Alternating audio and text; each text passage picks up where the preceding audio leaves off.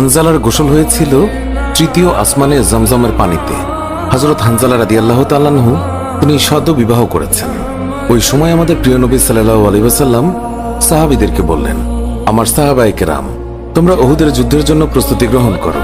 রাসূলুল্লাহ সাল্লাল্লাহু আলাইহি ওয়াসাল্লাম হযরত হানজালা রাদিয়াল্লাহু তাআলা আনহুকে বললেন, হানজালা, তোমাকে যুদ্ধে যেতে হবে না। তখন হানজালা রাদিয়াল্লাহু তাআলা আনহু বললেন, ইয়া রাসূলুল্লাহ, আপনি যুদ্ধে যাবেন, কাফেরদের সঙ্গে যুদ্ধ করবেন, আর আমি সেখানে না গিয়ে স্ত্রীর সঙ্গে আমোদ প্রমোদ করব? এটা আমি সহ্য করতে পারবো না, আমাকেও যুদ্ধে নিয়ে চলুন। রাসূলুল্লাহ সাল্লাল্লাহু আলাইহি ওয়াসাল্লাম তখন বললেন, হানজালা, আমি তোমাকে আদেশ দিলাম, তুমি বাড়িতে থাকো, তোমাকে যুদ্ধে যেতে হবে না। হানজালা তখন নবীর আদেশ শুনে কাঁদতে কাঁদতে বাড়ি চলে গেল। আমাদের প্রিয় নবী সাল্লাল্লাহু আলাইহি ওয়াসাল্লাম সাহাবীদেরকে নিয়ে যুদ্ধে চলে গেছেন। এদিকে সাহাবী হানজালা তার স্ত্রীর সঙ্গে রাত কাটানোর পর তার উপর গোসল ফরজ হয়ে গিয়েছে, তাই সে গোসল করতে গেছেন, পানি নিয়ে দাঁড়িয়েও গেছেন। এই সময় মদিনার গলি থেকে কেউ একজন চিৎকার করে বলছিলেন, মদিনার মুসলমানরা, তোমরা কার জন্য জীবিত থাকবে? তোমাদের প্রিয় নবীকে কাফের মুশরিকরা শহীদ করে দিয়েছে। এই কথা যেই মাত্র হানজালার কানে পৌঁছালো, তখনই তিনি পানির বালতি ফেলে দিয়ে তার স্ত্রীর কাছে গেল এবং তার স্ত্রীকে বলল, হে আমার স্ত্রী, তাড়াতাড়ি আমার তলোয়ারটা দাও। যে কাপুরুষরা আমার নবীকে শহীদ করেছে, যে কাফেররা বিশ্বনবী হযরত মুহাম্মদ সাল্লাল্লাহু আলাইহি ওয়াসাল্লামকে হত্যা করেছে, আমি তাদেরকে ছাড়ব না। আজ হয় তারা মরবে, না হয় আমি মরব। যেই দুনিয়ায় নবী নেই, সেই দুনিয়ায় আমি বাঁচতে চাই না। দাও, আমার তলোয়ারটা দাও। তখন হানজালার স্ত্রী বললেন, আপনি আমার নবীর হত্যাকারীকে হত্যা করতে যাচ্ছেন? যান, আমি বাধা দেব না, আমার বাধা দেওয়ার অধিকার নেই। তবে আপনি দয়া করে গোসল করে পবিত্র হয়ে যান, কেননা আপনার উপর গোসল ফরজ হয়ে গিয়েছে।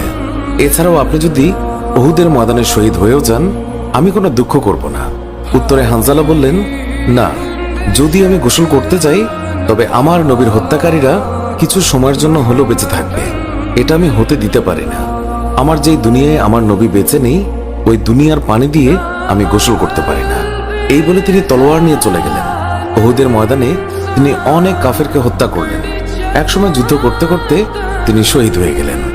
যুদ্ধ শেষ হয়ে গেলে আল্লাহ রাসূল সাহাবীদেরকে বললেন, হে আমার সাহাবীরা, তোমরা যাও, গিয়ে দেখো আমার যে সকল সাহাবায়ে কেরাম শহীদ হয়েছে তাদের লাশ সংগ্রহ করো এবং তাদেরকে গোসলবিহীন দাফনের ব্যবস্থা করো।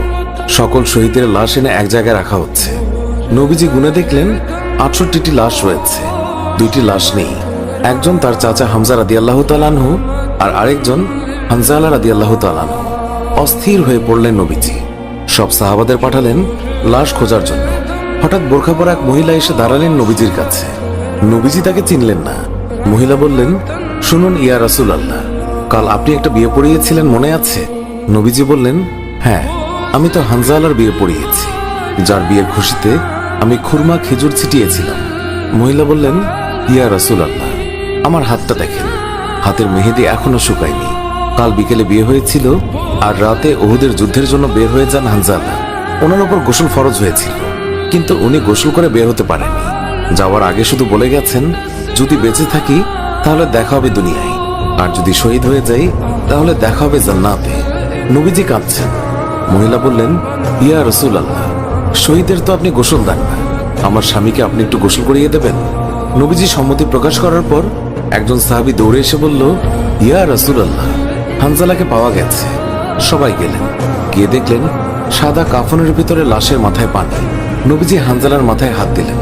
জিবরাইল আলাইহিস সালাম আসলেন নবীর কাছে, এসে বললেন, ইয়া রাসূলুল্লাহ, হানজালার কোরবানিতে আল্লাহ পাক এতটাই খুশি হয়েছে যে আমার বাহিনীকে আদেশ করলেন তাকে নিয়ে আসতে। ইয়া রাসূলুল্লাহ, আমরা ফেরেশতারা তাকে তৃতীয় আসমানে নিয়ে জমজমের পানি দিয়ে গোসল করিয়েছি এবং তার শরীর থেকে যে সুগন্ধ পাচ্ছেন, এটা আল্লাহ পাকের বিশেষ খুশবু, মেশক আম্বর আতরের ঘ্রাণ। আমরাই ওনাকে কাফনের কাপড়ে আচ্ছাদিত করেছি। আল্লাহ তার প্রিয় মানুষকে কি পরিমাণ ভালোবাসেন, কি পরিমাণ সম্মানিত করেন, তা আমাদের পক্ষে কল্পনা করাও সম্ভব নয়। শহীদগণকে গোসলবিহীন দাফন করা হয় কারণ কিয়ামতের ওই কঠিন দিন যখন মহান আল্লাহ রাব্বুল আলামিন বিচারের জন্য বসে যাবেন, তখন এই সাহাবায়ে কেরাম আল্লাহর সামনে দাঁড়িয়ে যাবে। মহান আল্লাহ রাব্বুল আলামিন তাদেরকে জিজ্ঞাসা করবেন, বান্দারা, তোমাদের এই অবস্থা কেন? তারা তখন বলবে, রাব্বুল আলামিন, আপনি তো জানেন আমরা আপনার ওই সকল বান্দা যারা আপনার বিরুদ্ধে যে সকল কাফের মুশরিক কথা বলে তাদেরকে হত্যা করতে গিয়ে শহীদ হয়ে গিয়েছিলাম। আল্লাহ তাআলা বলবেন, ও আমার বান্দারা, তোমরা যারা আমার জন্য তোমাদের জীবনের মায়া ত্যাগ করেছিলে, তার জন্য আমি তোমাদেরকে আজ বিনা হিসাবে জান্নাত দান করলাম। সুবহানাল্লাহ। সুপ্রিয় দর্শক, এর সাথেই শেষ হচ্ছে এখনকার ভিডিওটি ভালো লাগলে লাইক দিন, আপনার প্রিয়জনদের মাঝে শেয়ার করুন। এখনকার মতো বিদায় নিচ্ছি, দেখা হবে নতুন কোনো ভিডিওতে। এতক্ষণ ধরে ভিডিওটি দেখার জন্য অনেক অনেক ধন্যবাদ।